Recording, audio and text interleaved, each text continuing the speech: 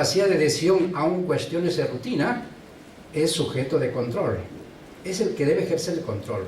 Todos controlamos, todos generamos una autorregulación, un autocontrol. Todos necesariamente, para poder subsistir, para poder crecer, para poder desarrollarnos, tenemos que poner en práctica el ejercicio del control.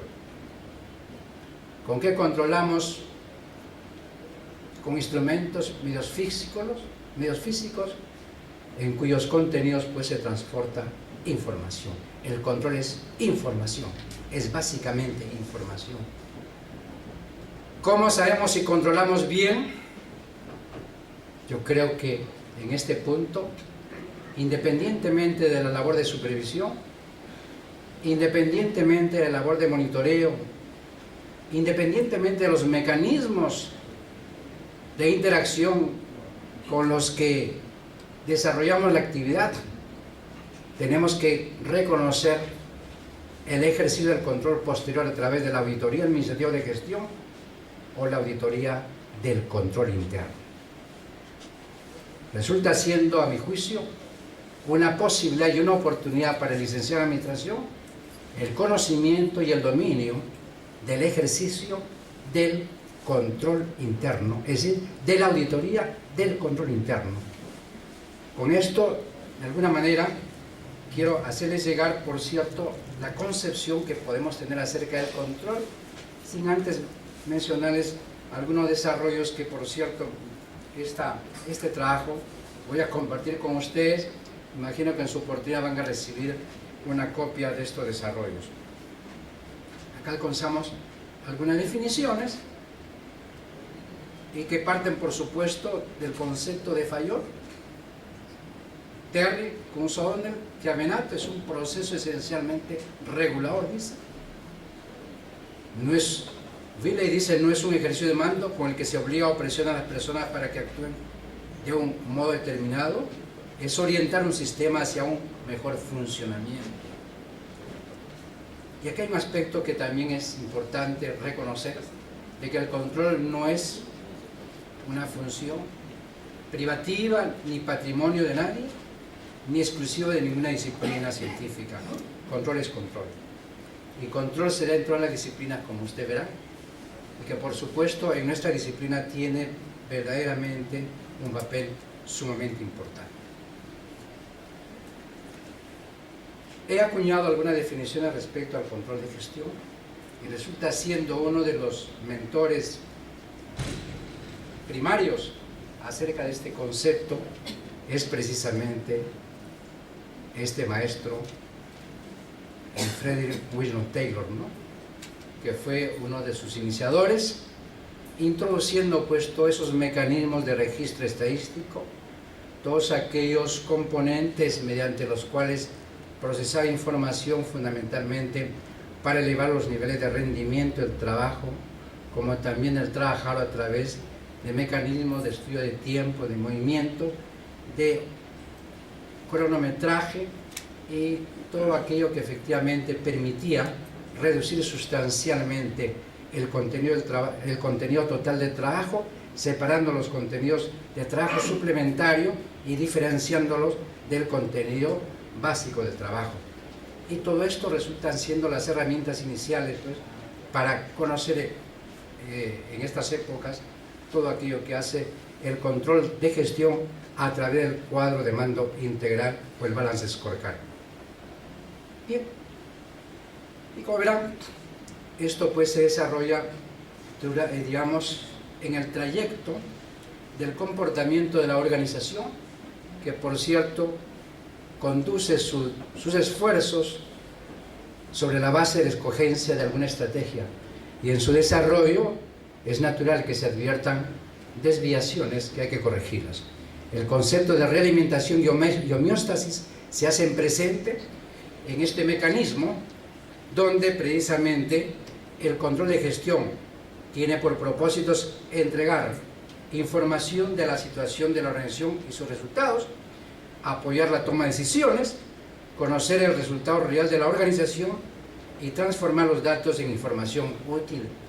Y este último aspecto resulta siendo pues el tema que tiene mucho que ver con el concepto de gestión.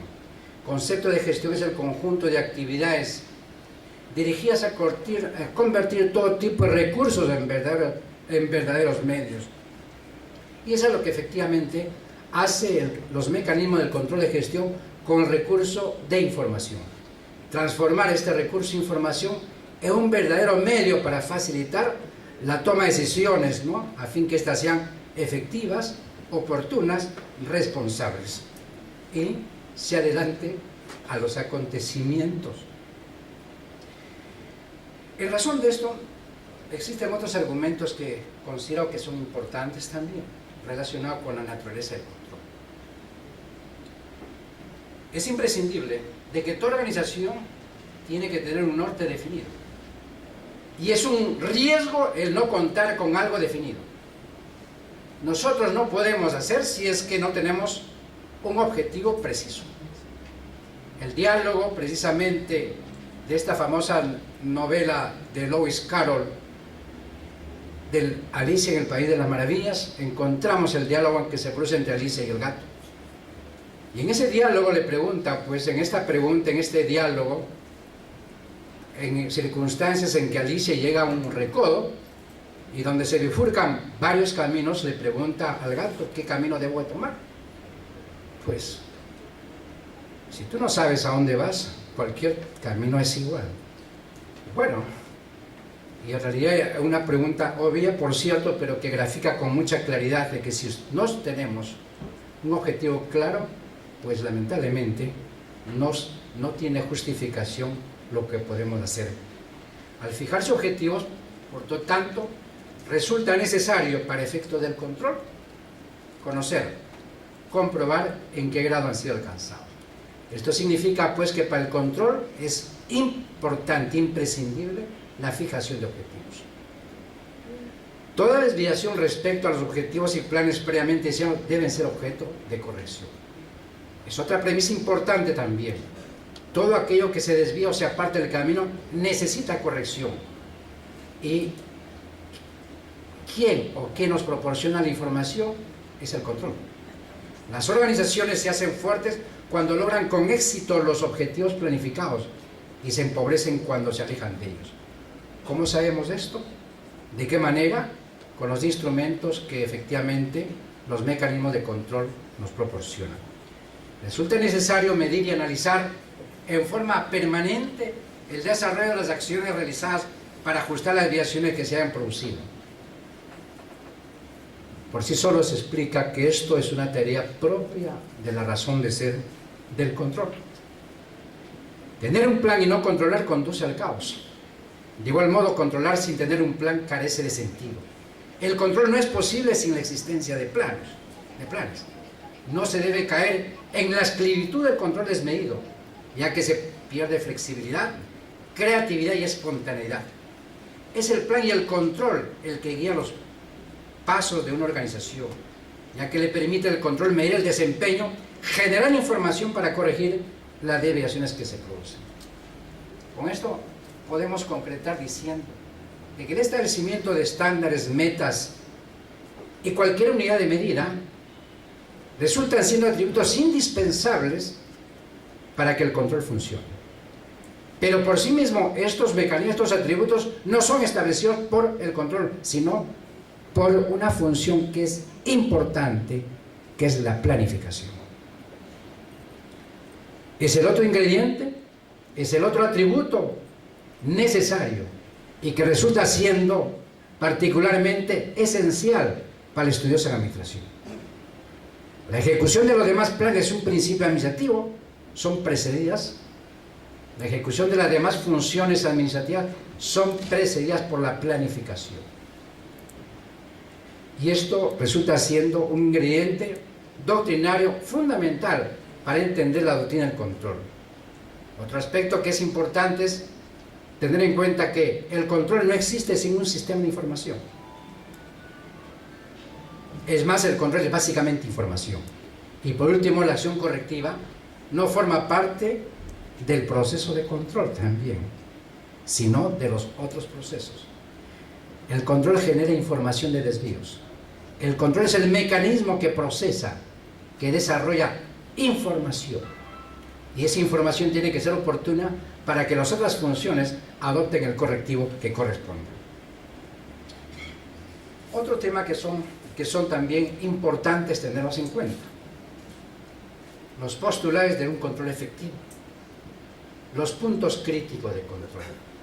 No se puede controlar absolutamente todo, ya que se tornaría antigonómico al tener que repetir todas las actividades para revisarlas. En el fondo, controlar todo sería hacer otra vez lo que se está haciendo, y esto es contraproducente. El control tiene que ubicarse en puntos estratégicos del proceso o de la actividad. Puntos estratégicos o adecuada y calculadamente distanciados. ¿Pero para qué? Para generar información. Y a esos puntos ubicados en lugares correctos y precisos son los puntos críticos de control. Otro postulado que es fundamental son los factores clave de control.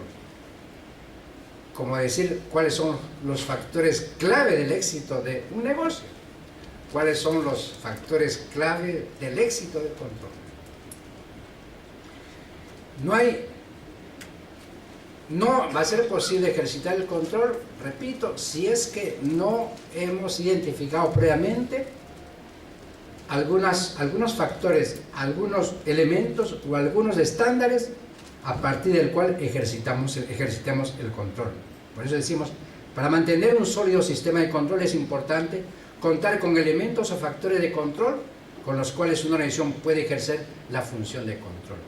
Es importante, es necesario, y estos factores y estos elementos o factores de control precisamente están establecidos en la estructura del funcionamiento del sistema de control interno. De otro lado, tenemos un postulado que es importante relacionar con la cultura del control. No todas las personas que trabajan en las organizaciones están preparadas para ser controladas. Es más, están preparadas para ejercer el control. Esto tiene mucho que ver con la necesidad de implantar una cultura donde se compartan valores. Valores, conocimiento, y se compartan obligaciones y responsabilidades. Y esta es una tarea que para efecto del control es indispensable. Hay la necesidad de diseminar la cultura del control para que el control pueda funcionar. Y por último, no existe control sin medición y corrección. Todo recurso tiene inherente una capacidad la cual es medible, sea cualitativa o cuantitativamente, y por supuesto mejorable. Y nos apartamos del concepto cancerbero policíaco del control. El control no debe entenderse como un mecanismo de castigo, de presión, ni de chantaje. Por el contrario, debe ser un mecanismo que resulta siendo tan importante para la innovación que es fundamental. Por lo tanto, el cuestionamiento que hace el control tiene que estar dirigida a la búsqueda de mejores oportunidades para mejorar un estado de cosas, de un estado de conciencia presente por un estado de conciencia futuro que por supuesto sea mejor. Por ello, lo que no se define no se puede medir. Lo que no se mide no se puede mejorar, y lo que no se mejora se degrada para siempre. Por ello, con esto estamos estableciendo de que el control es indispensable, no podemos apartarnos de él. Si es que pretendemos mantener nuestra organización en un nivel competitivo, si es que queremos que nuestra organización superviva.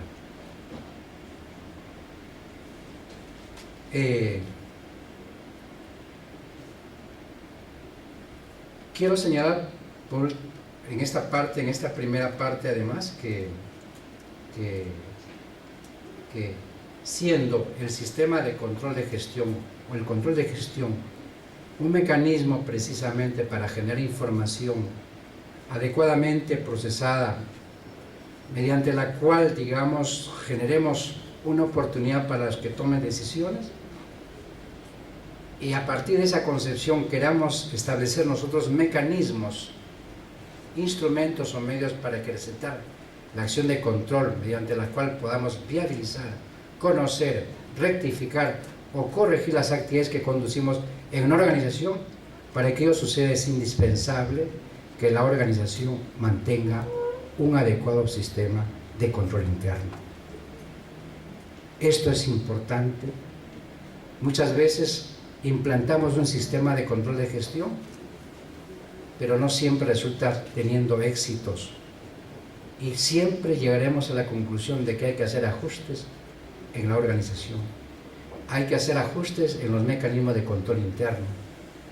Y muchas veces no conocemos en sus dimensiones correctas lo que significa aquello que significa control interno.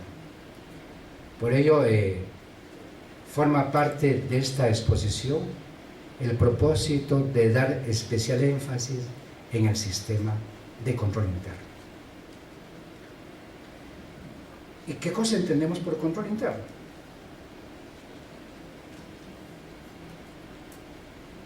Muchos, y no me dejarán mentir, control interno resulta de que en la administración pública, no, esa es auditoría. Y en la actividad privada también. No, esa es auditoría. El control interno lo realizan los contadores, los jefes, aquellos que trabajan en control, en la oficina de auditoría o en inspectoría. Y tiene que ver fundamentalmente con la malversación o con las irregularidades o para detectar aquello que por cierto resulta siendo el producto de inconductas funcionales o porque a lo mejor ha habido malos manejos y que en ese sentido, digamos, los relacionados con la actividad contable. O porque a lo mejor, control interno, a lo mejor ha habido pues una vulneración a la normatividad o a las disposiciones internas. Hay que hacer una verificación de su adecuado cumplimiento. Y decimos, ¿no? El control interno es un control de legalidad, es verificar el cumplimiento de la legalidad. Y el control interno muchas veces también lo relacionamos con el papeleo, con el burocratismo, con todos estos aspectos. En efecto, hemos sido arrastrados por una actividad que siempre se ha hecho y que surge de la actividad, y en este caso no podemos dejar de reconocer de la actividad del contador en su condición de auditor. Ha puesto especial énfasis en revisar el control interno. Y revisar el control interno, en efecto, si es que nosotros revisamos, tratamos de verificar cuáles eran los medios con el que revisaban el control interno, los contadores lo que hacían era poner en práctica un cuestionario de control interno para verificar si la entidad o la empresa que está siendo auditada cuenta con organigrama, cuenta con reglamentos, cuenta con normatividad, cuenta con normas, con instrucciones escritas, con manual de procedimientos, si efectivamente cuenta físicamente con todos estos medios y recursos, le ponen un check, visto bueno, y dicen el control interno es efectivo, ¿no? Tremendo error, porque una cosa es el reglamento o el manual de organización y funciones que ha sido publicado hace 7 u 8 años, y otra cosa es lo que está funcionando en la práctica. Y lo que hay que evaluar si efectivamente aquello que funciona en la práctica y que tiene que concordar con los manuales o los reglamentos son coherentes. Y por otro lado tenemos que observar cómo es el desenvolvimiento de la organización, cuál es la conducta o el comportamiento de la organización para ver si efectivamente el control interno está conduciéndose adecuadamente.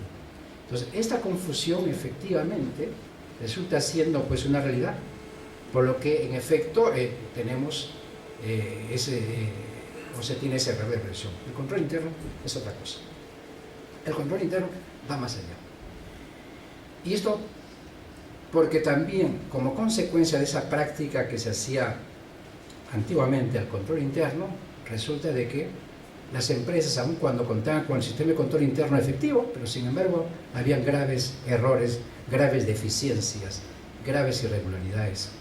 Y eso no puede ser, porque haciendo un análisis sesudo resulta siendo de que los aspectos que son objeto de evaluación y que son cuestionables y que resultan siendo errores o desviaciones, forman parte del sistema de control interno. ¿Qué tal contradicción? ¿Y cómo entonces hemos verificado como si fuese efectivo? Esto pues ha significado de que se revise el concepto de control interno. Resulta de que el profesional contador público, cuando practicaba la revisión del control interno, partía de un concepto erróneo que ha sido superado actualmente. Él partía del concepto de que el control interno comprende el plan de organización y el conjunto de medidas y métodos coordinados. El plan de organización como tal, que viene a ser la estructura, los manuales, los reglamentos, y las medidas y métodos coordinados puede ser el plan de operaciones, el plan de procedimientos. Pero revisarlos por sí mismo significa tener la certeza física de que existen, pero cómo funciona en la práctica. Y esa concepción es estática. Y a partir de ahí, los estudiosos se dieron cuenta de que el concepto es inadecuado. Había que cambiar de concepto. Y en el año de 1987, pues, ante precisamente esta inquietud, se forma una comisión, la comisión COSO, la comisión Tridway, que se constituye como la comisión COSO, que se dedica a estudiar este fenómeno y formular un nuevo concepto del control interno, dando origen al moderno concepto del control interno.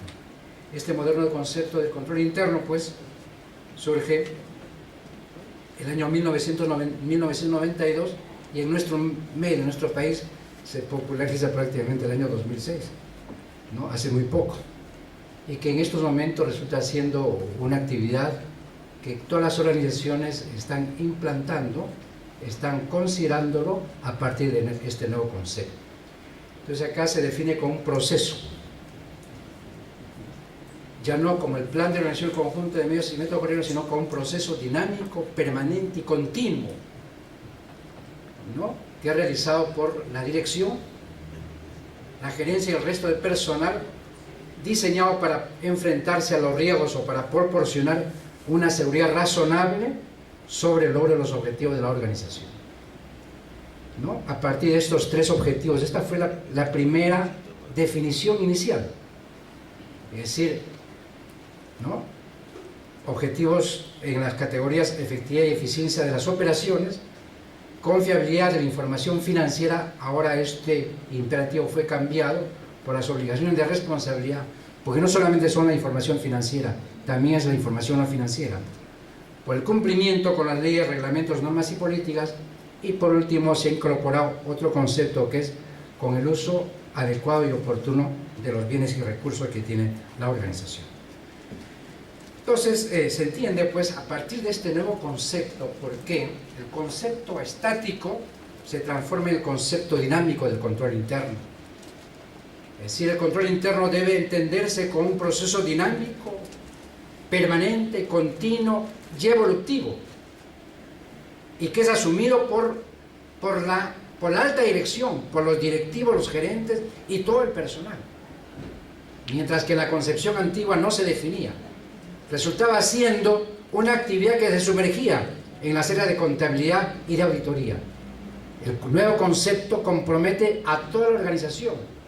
¿Para qué? Para enfrentarse a los riesgos, y en razón de esas consideraciones, para lograr alcanzar los 4 objetivos, esto es, promover la eficiencia y la efectividad y eficacia de las operaciones, para darle confiabilidad a la información que se genera, para cumplir con la normatividad interna y para establecer mecanismos de cautela para el uso y destino de los bienes de la organización.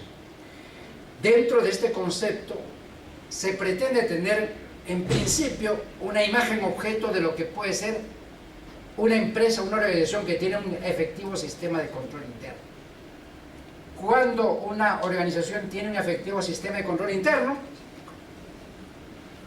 porque la organización se caracteriza por la fortaleza de su cultura organizacional, con valores y sentido ético de sus integrantes. Cuando tiene un sistema de liderazgo participativo e integrado que propicia las mejores condiciones de clima de confianza. Cuando se ha establecido una planificación estratégica e indicadores de gestión y estos están definidos con claridad y son coherentes. Cuando los procesos y procedimientos formales se encuentran integrados, cuando los integrantes de la organización cuentan con la calificación personal y profesional requerida, cuando la autoridad y responsabilidad de gestión están perfectamente delimitadas, cuando los riesgos internos y externos son identificados oportunamente, cuando las actividades de control se diseñan e implantan de acuerdo a las importancias de los riesgos, y cuando los mecanismos de seguimiento y monitoreo permiten avanzar en el logro de los objetivos de la organización. Estos atributos forman parte de lo que constituye la misión objeto de lo que las organizaciones deben de pretender en cuanto a su control interno. A partir de ahí debemos, como un referente importante, debemos de diseñar, a partir de esta concepción debemos diseñar para implantar un sistema de control interno que tenga como norte, que tenga como objetivo la visión que nosotros estamos mostrando en esta diapositiva. Para ello, por supuesto, nosotros consideramos que debe tener una estructura. Esa estructura del control interno descansa en 5 componentes.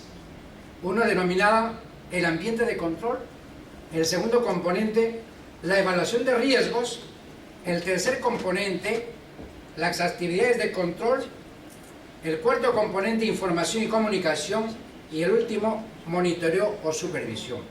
Resulta siendo pues imprescindibles e importantes de que a partir del concepto que hemos dado del control interno, es decir, de que constituye un proceso integral y continuo efectuado por el cuerpo directivo de la empresa, la gerencia y el resto de personal, diseñado para enfrentarse a los riesgos y proveer una seguridad razonable de que en la consecución de la misión permitirá el logro de los objetivos en las categorías de eficiencia, eficacia, transparencia y economía de las operaciones, de confiabilidad y oportunidad de la obligación de responsabilidad, del cumplimiento con el ordenamiento legal y técnico y de la protección y salvaguarda de los recursos, descansa en 5 componentes funcionales. ¿No? Ambiente de control, evaluación de riesgos, actividades de control, información y comunicación, supervisión y monitoreo o seguimiento.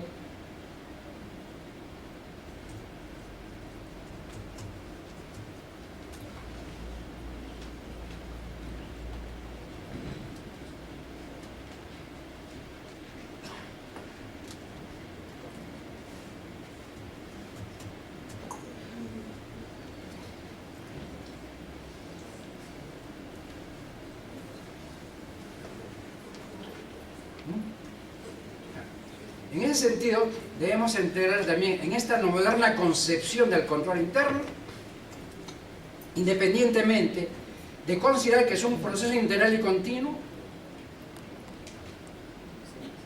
debemos de considerar de que el sistema de control interno debe entenderse como un proceso ex ante y ex post, no como una cuestión, no como una función posterior con el que tradicionalmente se entendía, sino con un mecanismo que se sumerge también en las actividades ex post, durante y ex ante, durante